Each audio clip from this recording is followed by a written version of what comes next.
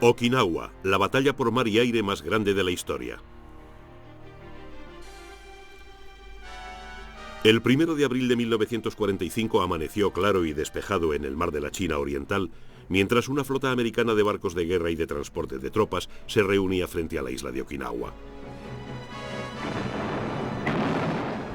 El combate que siguió al desembarco de los americanos en Okinawa fue tan violento que hizo que un testigo lo describiera como el mayor manicomio de la historia.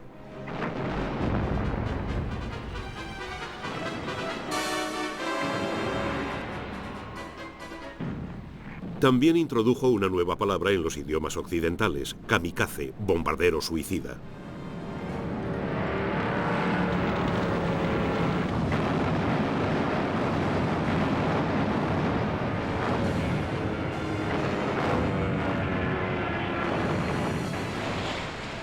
Pero había un método en la locura de Okinawa. Porque la victoria americana, conseguida con un gran coste de hombres y de material, había sido posible gracias a un notable secreto en la guerra de la criptografía que había comenzado en los años 30. Los hombres que habían descifrado los códigos japoneses podían compartir el mérito con los soldados, marinos y aviadores que lucharon en primera línea. La suya fue una oscura lucha que acortó la guerra en el Pacífico y salvó muchos miles de vidas aliadas.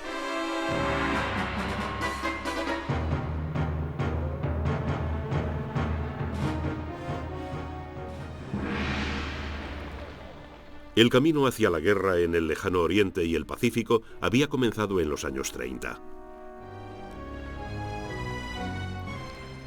Bajo el reinado del emperador Hirohito, Japón gozaba del nivel de vida más alto de Asia.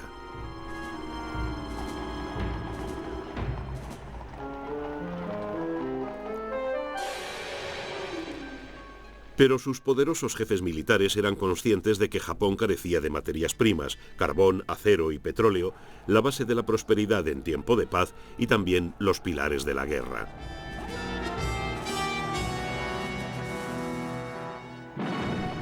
Solo había dos formas de asegurar esos suministros, mediante el comercio o por conquista militar. Los japoneses eligieron la conquista. En 1932, sus tropas convirtieron la provincia china de Manchuria en colonia japonesa y base industrial. El ejército chino no era rival para la máquina de guerra nipona. En 1933, la Sociedad de Naciones exigió que Japón se retirase de Manchuria.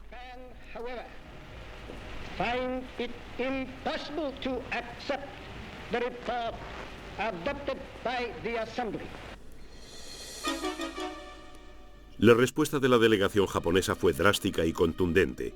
Abandonó la sesión. En 1937 estalló la guerra entre Japón y China. A los 6 meses las ciudades de Pekín, Shanghái y Nankín estaban en manos japonesas. A los 3 años los japoneses dominaban la mayor parte de la costa china y grandes zonas del interior. La escalada de la conquista japonesa hacía inevitable un enfrentamiento con Estados Unidos. Pero no fue hasta el otoño de 1940 cuando el presidente Roosevelt hizo una advertencia a los japoneses con el embargo de las exportaciones de caucho a Japón. En junio de 1941 siguió el embargo del petróleo. Sin recursos naturales propios, Japón vio que una tenaza se cerraba rápidamente sobre su cuello. Tenía que elegir entre una humillante capitulación o una guerra que le permitiera adueñarse de toda la riqueza económica del Extremo Oriente y el Pacífico. Japón escogió la guerra. Mientras sus diplomáticos seguían negociando en Washington, sus jefes militares daban los toques finales a unos detallados planes para la conquista del Extremo Oriente y el Pacífico.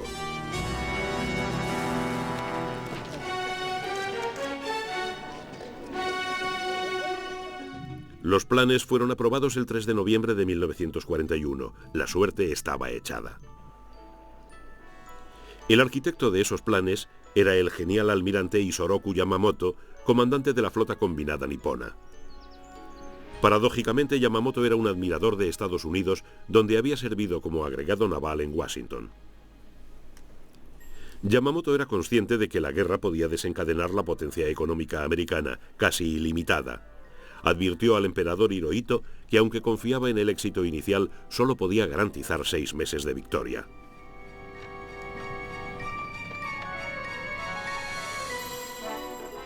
Japón no sabía que los americanos tenían una ventaja crucial. Habían descifrado sus códigos diplomáticos. Estos códigos eran cifrados en una máquina parecida a la alemana Enigma. Los americanos habían conseguido reconstruir 4 máquinas, una de las cuales entregaron a los ingleses. La cifra recibió el nombre clave de Púrpura. Pero Púrpura tenía un grave inconveniente. Era utilizada por el Ministerio japonés de Asuntos Exteriores solo para las comunicaciones diplomáticas, y estas no contenían detalles de los planes de guerra. Los mensajes interceptados por Púrpura eran amenazadores, pero no revelaban cuándo y dónde atacarían los japoneses.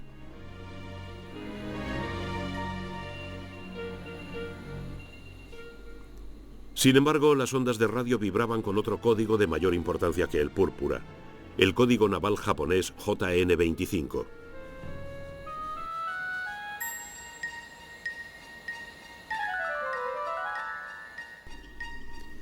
JN-25 había sido descifrado por británicos y americanos antes de que Japón entrara en guerra. Pero esta ventaja había sido desperdiciada. Los criptógrafos americanos habían compartido información acerca de Púrpura con sus colegas británicos.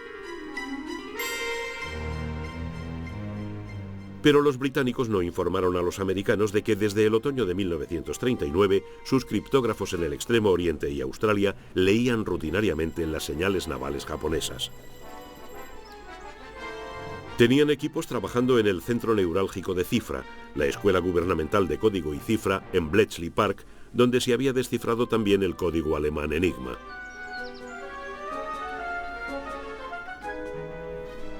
Mientras tanto, en Washington los criptógrafos de la Armada Americana se habían abierto su propio camino en el JN-25. Pero el jefe de la División de Planes de Guerra de la Armada, el almirante Richmond Turner, guardaba tan celosamente este logro como los criptógrafos británicos y no informó al presidente Roosevelt.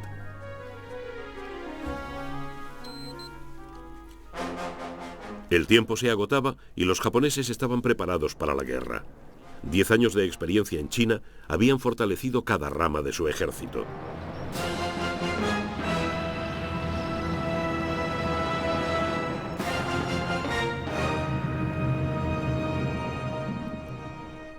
Un factor vital del plan japonés era la destrucción de la flota del Pacífico de la Armada de Estados Unidos con base en Pearl Harbor, en Hawái, mediante un ataque sorpresa con portaaviones.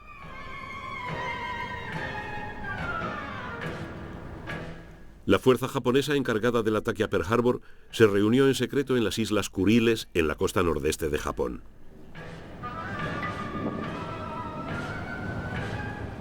Zarpó rumbo a su posición de ataque el 25 de noviembre. La radio se mantuvo en silencio. Hubo silencio radio, pero no total.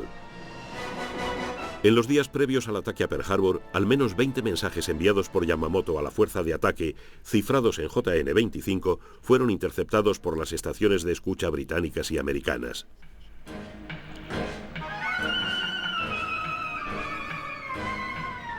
Las señales confirmaron que la fuerza contaba con portaaviones. Una intercepción del 2 de diciembre indicaba el día previsto para el ataque, el 7. Los británicos dedujeron que el objetivo era Pearl Harbor.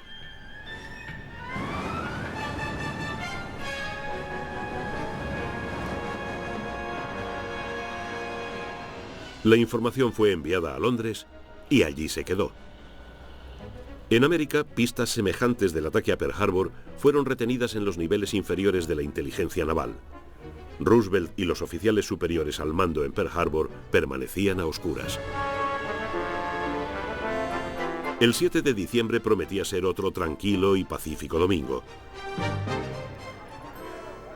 Pero al aproximarse el alba, a 200 millas de Hawái, pilotos y navegantes de los portaaviones japoneses recibían las últimas instrucciones. El momento para el que se habían entrenado tan duramente había llegado.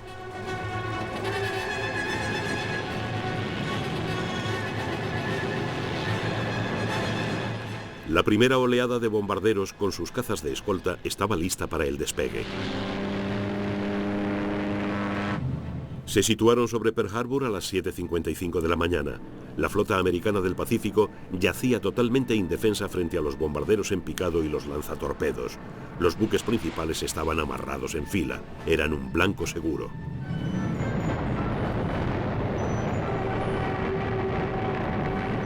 Ocho acorazados, 3 cruceros y varios barcos menores resultaron hundidos o gravemente dañados. 300 aviones fueron destruidos en el suelo. Los japoneses perdieron solo 30 aviones y 5 pequeños submarinos que habían intentado penetrar en el puerto. Pero ningún portaaviones de la flota del Pacífico estaba en Pearl Harbor cuando se produjo el ataque, y sería el portaaviones, no el acorazado, el que decidiera el resultado final de la guerra en el Pacífico. La victoria japonesa no fue completa. Para el presidente Roosevelt, la agonía de la espera había terminado. Al día siguiente anunció: A state of war has existed between the United States and the Japanese Empire. Como resultado del desastre de Pearl Harbor, la Armada americana se concentró en el descifrado del JN-25. Más tarde afirmaría que no había sido descifrado hasta después de Pearl Harbor. Pero su acceso ocupó un lugar cada vez más importante en la Guerra del Pacífico.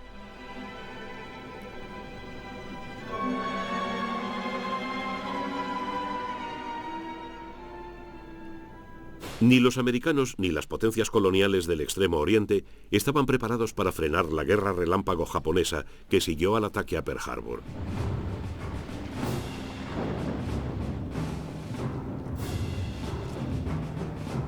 Durante 6 meses fueron imparables. Barrieron a los británicos de Malasia y Singapur. Los americanos fueron arrojados de Filipinas.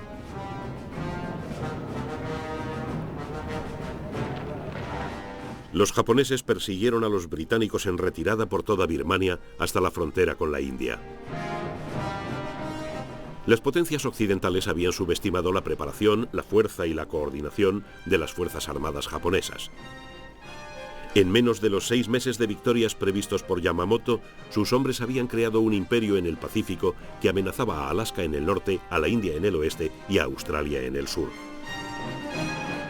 Los pueblos conquistados pasaron a formar parte de la gran esfera japonesa de prosperidad común en Asia Oriental. Pero Yamamoto, un estratega con visión de futuro, sabía que al empujar a Estados Unidos al conflicto había despertado a un gigante dormido. Ahora tendría que enfrentarse a las consecuencias de la triste predicción hecha al emperador. Para asegurar su perímetro, Yamamoto planeó provocar un encuentro naval decisivo, apoderándose de la isla de Midway, un enclave cercano a Pearl Harbor, en poder de los americanos. Pero los japoneses seguían sin saber que los americanos habían descifrado el JN-25, el principal código operacional nipón.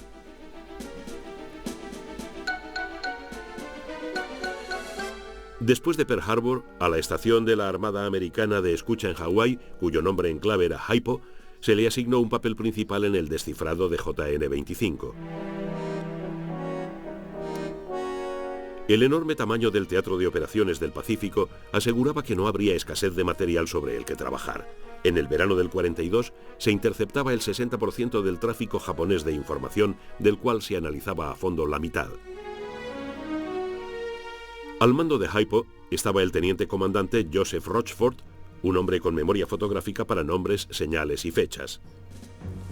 El genio de Rochford consistía en que podía formar una imagen coherente con una mezcla de hechos aparentemente sin relación.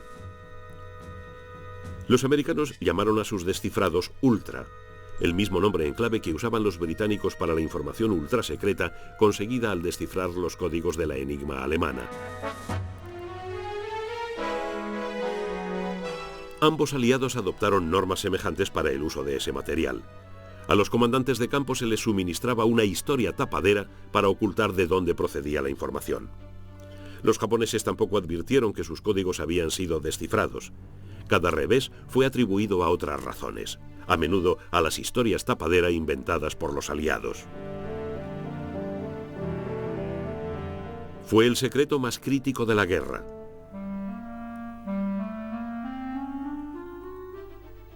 Los japoneses dieron el primer paso para aplastar a la flota americana del Pacífico en mayo del 42. Estaban escocidos por la incursión sobre Japón de 16 bombarderos Mitchell bajo el mando del teniente coronel James Doolittle.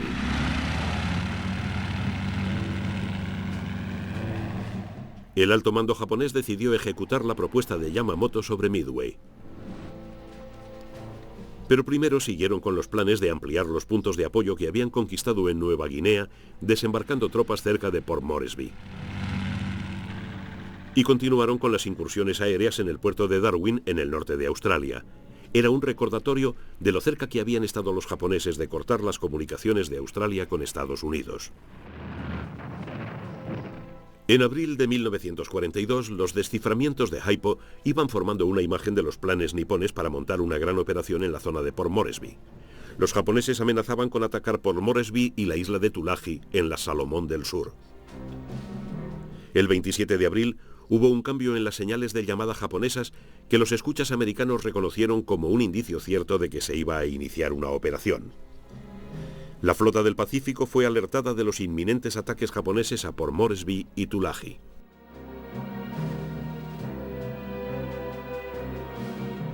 El almirante Chester Nimitz, comandante de la flota del Pacífico, ordenó a la Fuerza Operativa 11 del almirante Fitch, con el portaaviones Lexington, 2 cruceros pesados y 6 destructores, que zarpara de Pearl Harbor rumbo sur.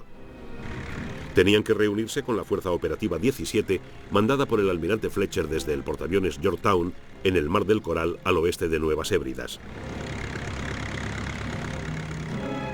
La llegada de portaaviones americanos a la zona causó un gran impacto en los japoneses, pero no fue hasta el 8 de mayo cuando ambos contendientes localizaron los portaaviones enemigos y lanzaron sus ataques.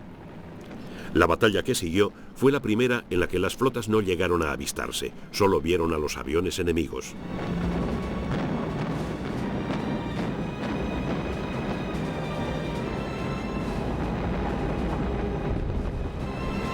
Los americanos perdieron el Lexington.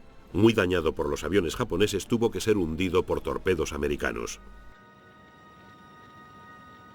Pero el Lexington no se había perdido en vano. El portaaviones japonés Shoho fue hundido también y el avance nipón sobre Australia se detuvo.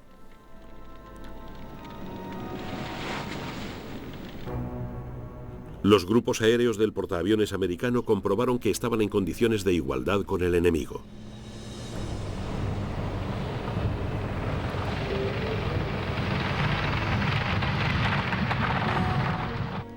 Sobre todo, la batalla del Mar del Coral disipó las dudas que pudieran quedar sobre la importancia vital del espionaje de las comunicaciones y la labor de la estación Haipo. El Yorktown, que había resultado dañado en el Mar del Coral, fue reparado en Pearl Harbor en solo 2 días.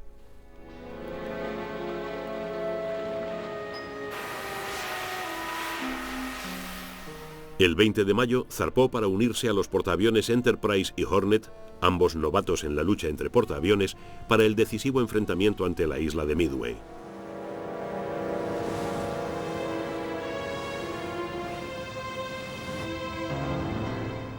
La operación de Yamamoto sobre Midway, llamada en clave MI, se desarrollaba según los planes. Iba unida a una operación para apoderarse de las Aleutianas Occidentales. La toma de las Aleutianas aseguraría el extremo norte del perímetro defensivo de Japón. La ocupación de Midway daría a los japoneses un puesto avanzado de vigilancia y defensa en el borde occidental del archipiélago de Hawái. Yamamoto calculó que esto provocaría un enfrentamiento decisivo con la flota del Pacífico. La férrea seguridad de la radio japonesa dejó al equipo de Rochefort en Haipo buscando a ciegas alguna señal de las intenciones del enemigo. Había muchos desciframientos de JN-25, pero no indicaban los objetivos de Yamamoto. Pero Rochefort tenía la corazonada de que el objetivo principal era la isla de Midway. Calculó que el ataque a la isla tendría lugar hacia el 3 de junio.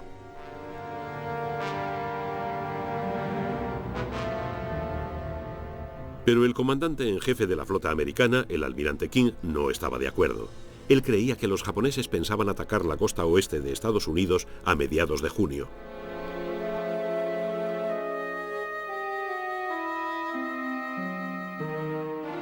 Rochefort ideó un esquema que probara de forma irrebatible que Haipo estaba en lo cierto.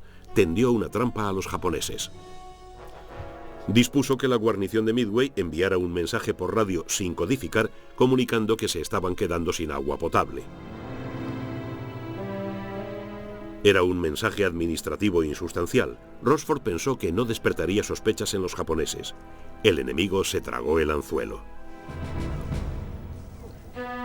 Una avanzadilla de la red Haipo en Australia interceptó un mensaje japonés que indicaba que AF, el todavía desconocido objetivo de MI, había informado de escasez de agua potable.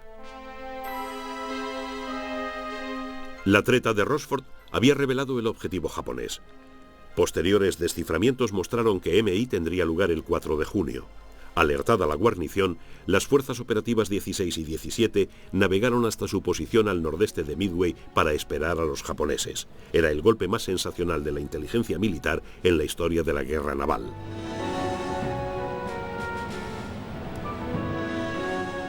El propio Nimitz había creído siempre que el objetivo nipón era Midway.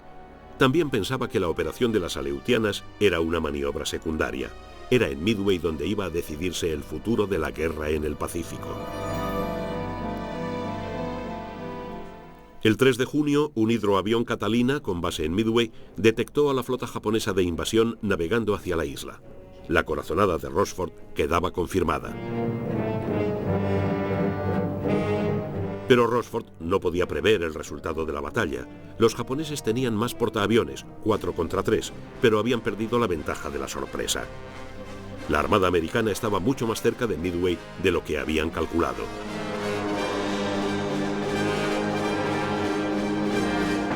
En 5 extraordinarios minutos durante la batalla de Midway, un portaaviones japonés fue hundido y otros 2 quedaron tan gravemente dañados que tuvieron que ser abandonados.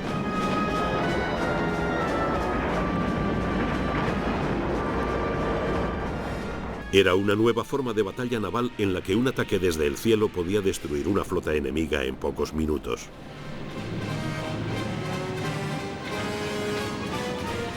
El único portaaviones japonés que quedaba, el Hiryu, lanzó un ataque contra el Yorktown.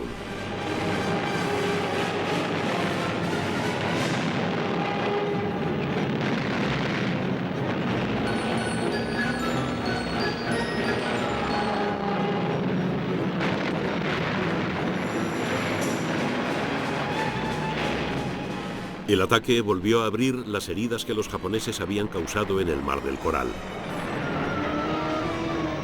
El malherido Yorktown tuvo que ser abandonado.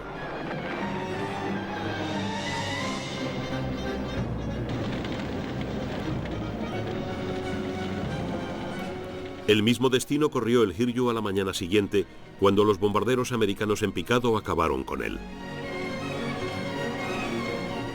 En el espacio de unos minutos, el 4 de junio de 1942, los portaaviones americanos habían destruido el núcleo de la flota combinada japonesa.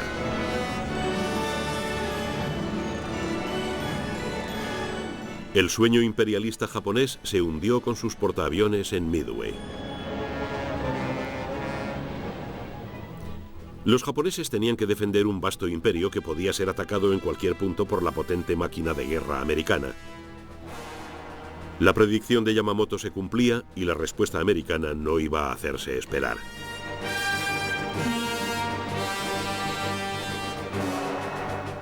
El punto elegido por los norteamericanos fueron las Islas Salomón. El 7 de agosto del 42, la infantería de marina americana desembarcó en Guadalcanal, donde los japoneses construían un aeródromo.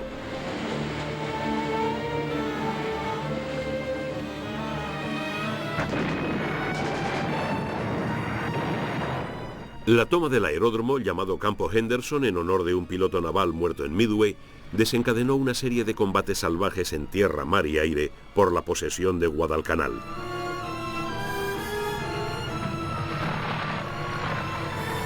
Los japoneses no fueron arrojados de Guadalcanal hasta febrero del 43. Justo antes de Midway, los japoneses habían cambiado a un nuevo código naval, el JN-25C, y luego a otro, el JN-25D. En un momento crítico, los criptógrafos americanos se quedaron a oscuras. Este revés estaba previsto y se había recogido mucha información vital del análisis de mensajes, incluyendo la identificación de algunos operadores de radio japoneses por sus distintas formas de teclear. Esto no aportó conocimientos suficientes para apoyar la victoria de Midway, pero resultó de vital importancia en Guadalcanal. Otro triunfo de los servicios de inteligencia estaba a la vuelta de la esquina. El 3 de abril de 1943, el almirante Yamamoto había volado desde Truk, en las Islas Carolinas, hasta la gran base japonesa de suministros de Rabaul, en Nueva Bretaña. El análisis de los mensajes reveló la presencia de Yamamoto en Rabaul y su interés por los aeródromos en el extremo sur de Bougainville, en las Islas Salomón.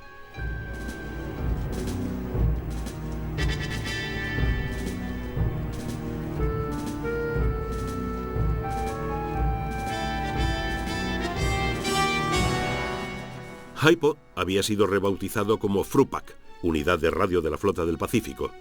Ahora interceptaba y descifraba una serie de mensajes enviados en el código naval y aéreo japonés que revelaban los movimientos de Yamamoto. Yamamoto estaba en viaje de inspección por las Salomón Occidentales.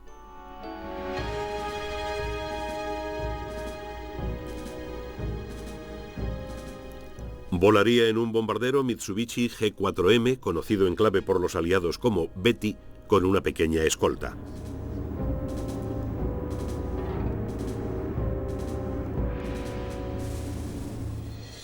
El almirante Nimitz decidió ordenar el asesinato de su rival japonés.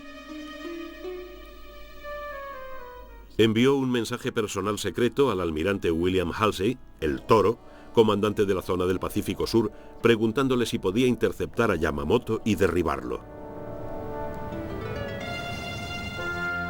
La primera parada de Yamamoto en el sur de Bougainville quedaba dentro del alcance de los cazas americanos con base en Guadalcanal.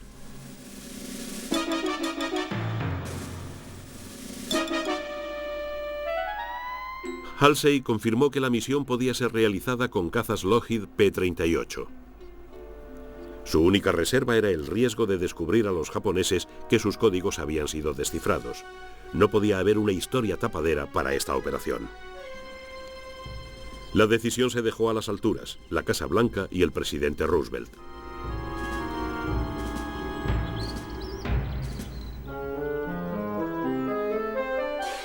El 15 de abril de 1943, el presidente dio su aprobación a la Operación Venganza.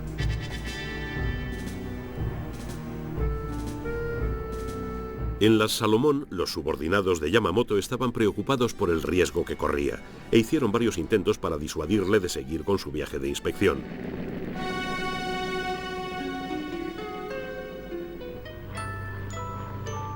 Pero Yamamoto se negó a cambiar sus planes.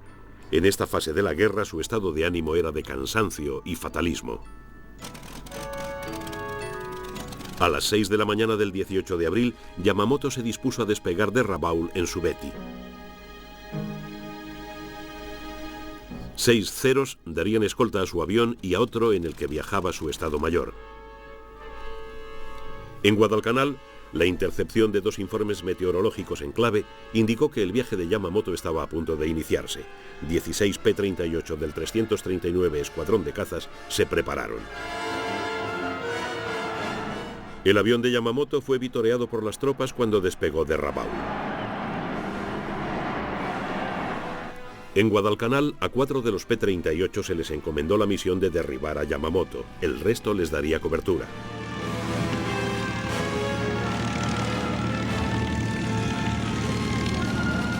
A los pilotos se les dijo que la información sobre los movimientos de Yamamoto procedía de los observadores costeros australianos.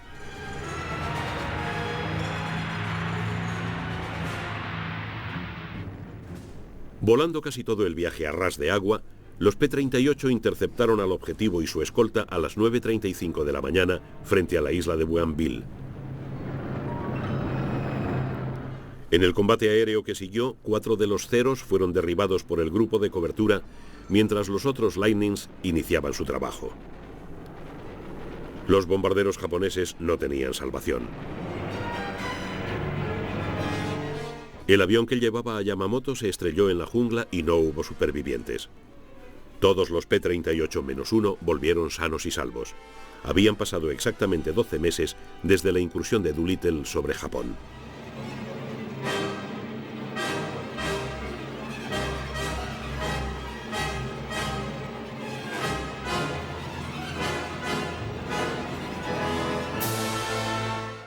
Yamamoto tuvo una muerte de guerrero por una causa que él sabía condenada.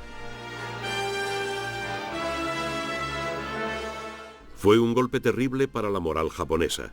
Se hizo a Yamamoto un funeral de Estado, el primero rendido a un plebeyo desde la muerte del almirante Tojo, fundador de la moderna armada nipona. Pero el alto mando siguió creyendo que sus códigos navales estaban a salvo de los ojos de los aliados.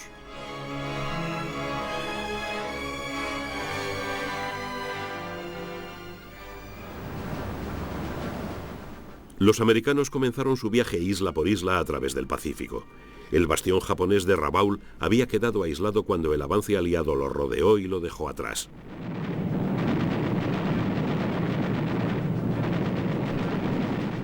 Nuevas armas y tácticas anfibias permitieron a la infantería de marina norteamericana utilizar las islas y atolones para apoyarse en su camino hacia el territorio japonés.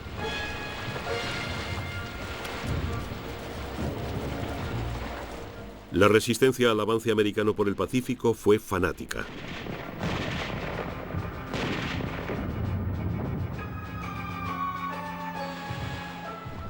Pero como Yamamoto había temido, la enorme escala a la que los americanos se habían preparado para la guerra en este inmenso teatro de operaciones era irresistible. En junio de 1944, la potencia aeronaval que le quedaba a Japón fue destruida en la batalla del Mar de Filipinas. Sus portaaviones sobrevivieron, pero no su aviación. La triunfante estrategia japonesa de 1941 se había vuelto del revés. Ahora Japón estaba debilitado por la pobreza de sus servicios de información y por la incapacidad de concentrar sus fuerzas contra los mazazos de los norteamericanos.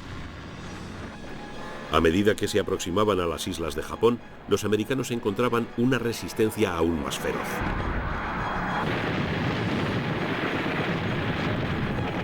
Según el código guerrero japonés del Bushido, el único final honorable de una batalla era la victoria o la muerte.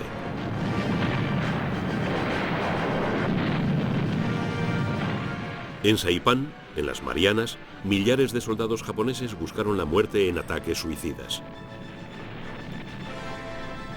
Las Marianas dieron a los americanos un trampolín desde el que lanzar ataques con bombarderos B-29 contra la industria japonesa de guerra.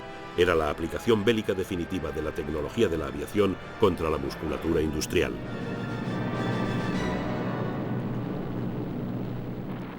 A medio camino entre las Marianas y Japón se encuentra la isla volcánica de Iwo Jima.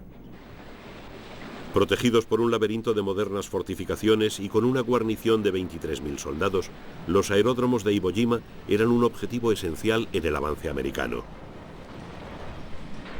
Tras un masivo bombardeo previo, el asalto se produjo en la mañana del 19 de febrero.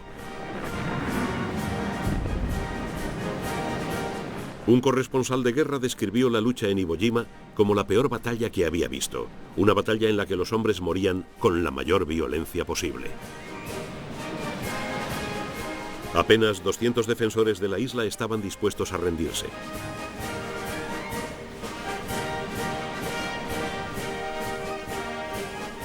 Iwo Jima fue un estremecedor aviso de lo que les esperaba a los americanos en la isla de Okinawa, su próximo objetivo a medio camino entre Formosa y Japón. La flota invasora se reunió sabiendo que la lucha por Iwo Jima había costado 7.000 muertos y 20.000 heridos.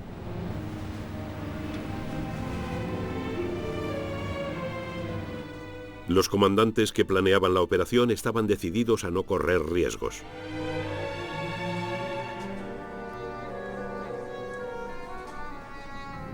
Okinawa es una isla de 110 kilómetros de largo por 13 de ancho. Detrás de sus playas se extiende un terreno escarpado y traicionero defendido por 70.000 soldados japoneses.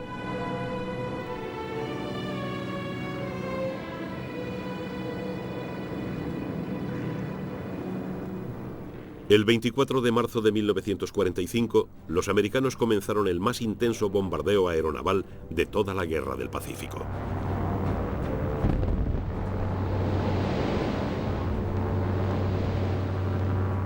Al cabo de una semana se habían lanzado 30.000 obuses de grueso calibre y millares de bombas sobre las zonas de desembarco. El 1 de abril, la Armada americana llevó a tierra en sus lanchas de desembarco 4 divisiones de infantería de marina, mientras 18 acorazados disparaban obuses que silbaban sobre sus cabezas.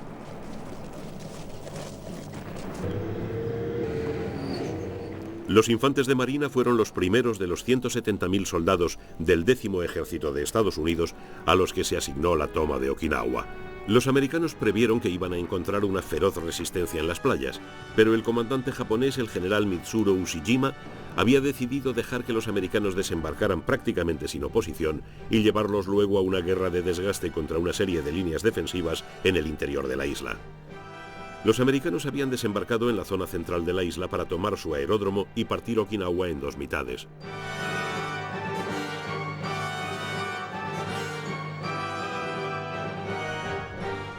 Los japoneses se habían retirado a sus líneas defensivas, dispuestos a infligir el máximo castigo posible al 10º Ejército. La isla era un laberinto de túneles y de puestos de tiro, muchos de ellos equipados con armas de grueso calibre. El general Ushijima tenía otra arma que ya había sido usada contra las primeras ofensivas americanas en Okinawa. Eran los kamikazes, pilotos suicidas que toman su nombre de la tormenta que destruyó una flota invasora mongola en el siglo XIII.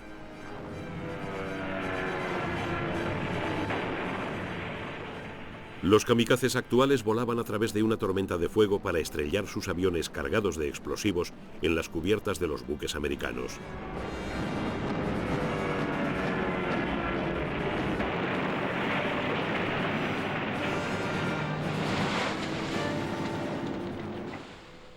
El Bushido daba apoyo moral a los kamikazes, pero eran también fruto de la necesidad.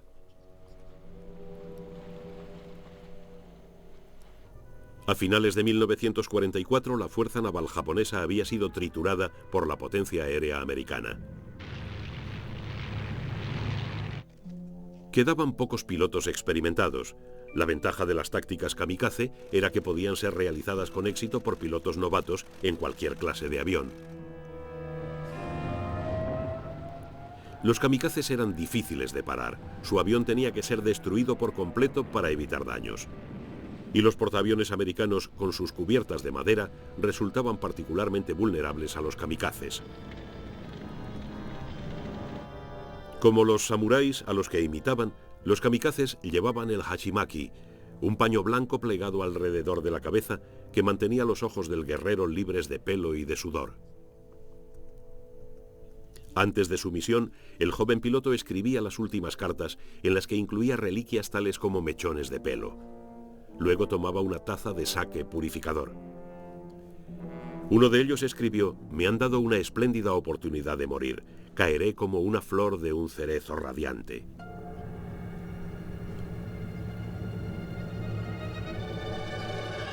Estos eran los jóvenes que iban a ser lanzados contra la flota americana en Okinawa.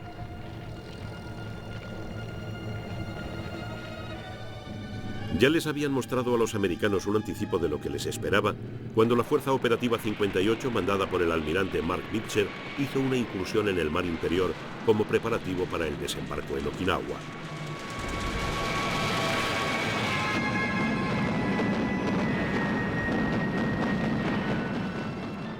Los kamikazes tropezaron con una muralla de fuego que destruyó 200 aviones.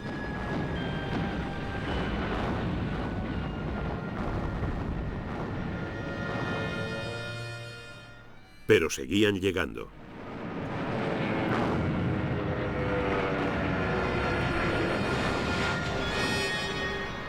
Entre los portaaviones, el Wasp resultó seriamente dañado por un kamikaze y se salvó solamente gracias a una heroica lucha contra el fuego. 2 bombas convencionales crearon en el Franklin un infierno que se llevó las vidas de 724 tripulantes. Después del desembarco, el 1º y el 6º de Infantería de Marina se dedicaron a limpiar el norte de la isla antes de unirse a las divisiones 7 y 96 en la batalla por el sur. El 9 de abril, el 4º Cuerpo de Ejército de Estados Unidos había llegado a la línea Shuri, bloqueando el extremo sur de Okinawa. El avance hasta la línea Shuri fue el preludio de uno de los enfrentamientos más arduos y brutales de la guerra en el Pacífico.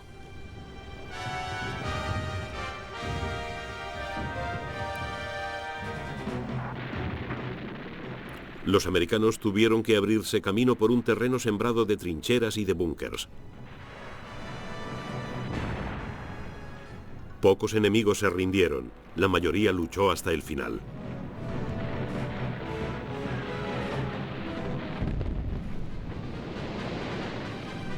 Sucesivas líneas de alambradas hacían que solo se pudiera avanzar reptando, pero el comandante de campo, el general Simón Bolívar Wagner, siguió aferrado a sus tácticas metódicas.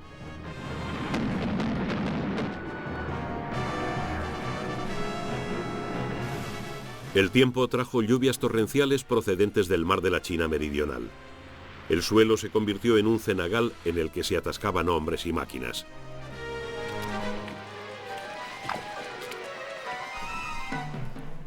En el mar, la flota fondeada frente a Okinawa fue atacada por una oleada tras otra de kamikazes. El alto mando japonés ordenó un ataque coordinado cuyo nombre en clave era Cielo 1. El 7 de abril, 700 aviones, muchos de ellos obsoletos y la mitad de ellos kamikazes, atacaron a la flota.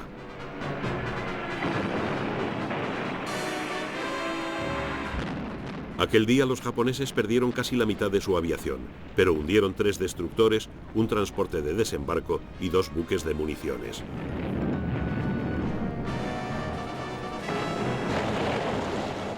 Aquel no fue el resultado que había esperado el alto mando japonés.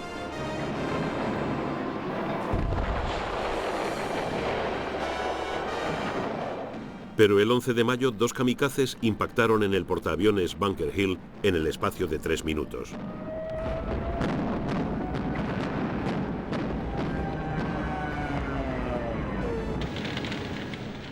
Murieron cerca de 400 hombres.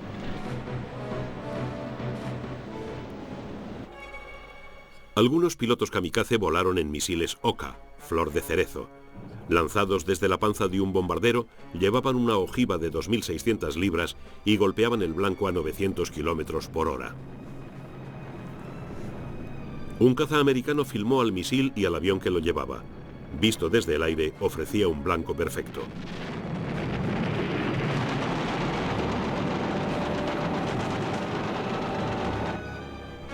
Al nivel del mar, la respuesta americana fue formar una barrera de radares con los destructores fondeados frente a Okinawa en un abanico de hasta 100 millas. Como descubrirían los británicos en la Guerra de las Malvinas, la misión de esa pantalla de radares es esencialmente sacrificarse. La aviación enemiga al llegar ataca fácilmente esos blancos antes que a las unidades más pesadas próximas a las zonas de desembarco. Entre el 6 de abril y el 29 de julio, 14 destructores americanos fueron hundidos por los kamikazes.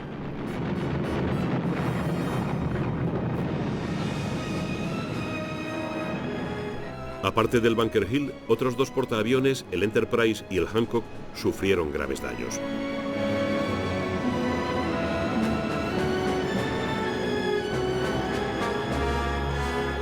La tensión aumentaba en la flota invasora de Okinawa a tenor de los destrozos causados por los kamikazes.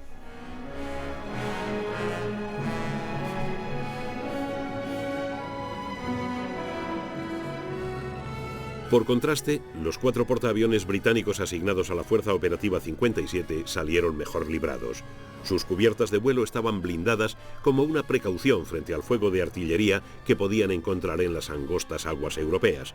Estos portaaviones sobrevivieron a los ataques de los kamikazes sin daños graves. Mientras tanto, al norte, la última fuerza japonesa en superficie, el gigantesco acorazado Yamato, escoltado por un crucero y 8 destructores, había zarpado de Japón. El Yamato sería el último de todos los kamikazes.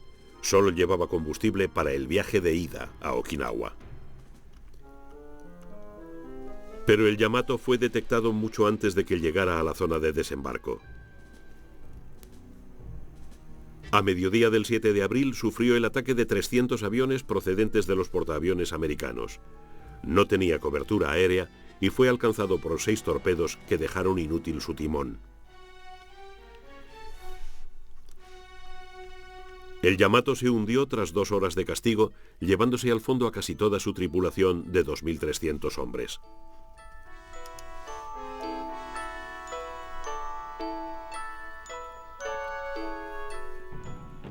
En Okinawa, los americanos estaban atascados en una batalla paso a paso.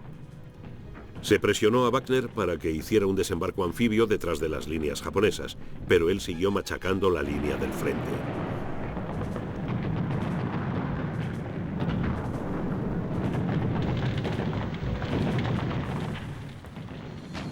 William Manchester, por entonces joven infante de marina y más tarde distinguido periodista, escribió acerca de la lucha. Podías oler el frente mucho antes de verlo. Era una enorme fosa séptica. Era horrible, pero resultaba vagamente familiar. Recordaba las fotografías de la guerra del 14. 2 grandes ejércitos agazapados uno frente a otro, en medio del barro y del humo, encadenados juntos a una inimaginable agonía.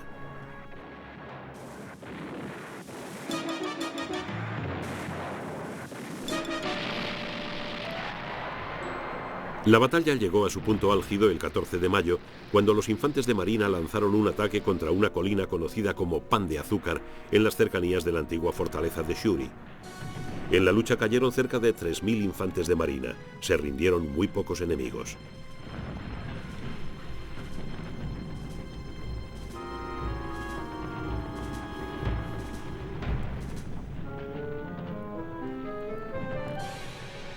Shuri fue abandonada y Ushijima sacó a los restos de la guarnición de su última línea defensiva.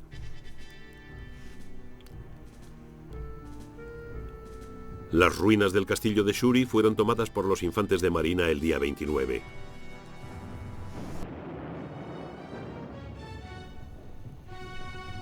Pero los japoneses seguían combatiendo.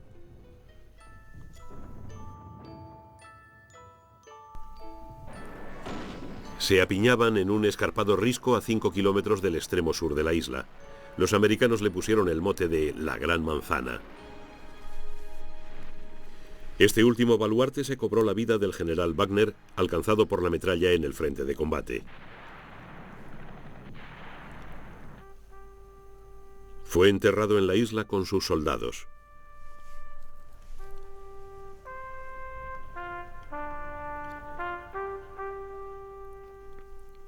Las bajas americanas fueron 12.500 muertos y 36.000 heridos. Una despiadada carnicería. En los últimos días se rindieron 4.000 soldados japoneses.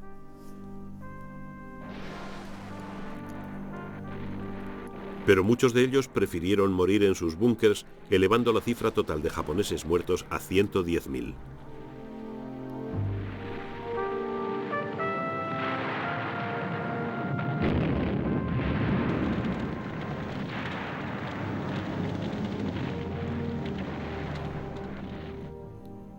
Todos los altos oficiales, incluido Ushijima, se habían suicidado. Los que sobrevivieron estaban en estado de shock.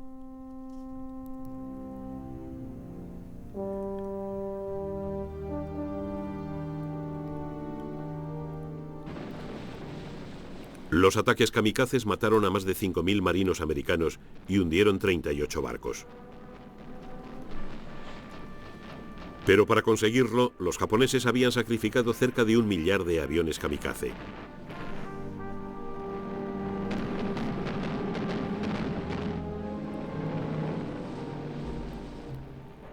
La cuarta parte de la población civil de Okinawa murió mientras duró la batalla.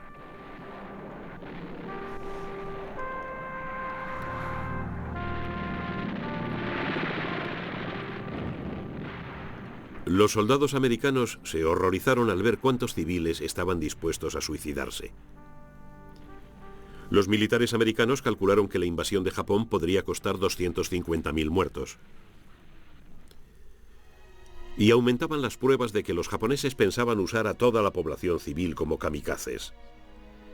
En las playas a lo largo de toda la costa japonesa, las fuerzas de invasión se habrían enfrentado a una marea creciente de civiles armados con armas primitivas. Era la estrategia de la desesperación.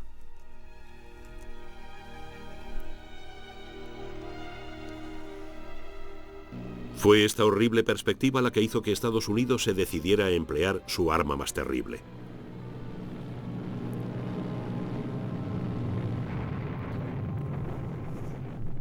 Dos bombas atómicas lanzadas sobre las ciudades de Hiroshima y Nagasaki llevaron a la rendición japonesa el 15 de agosto de 1945.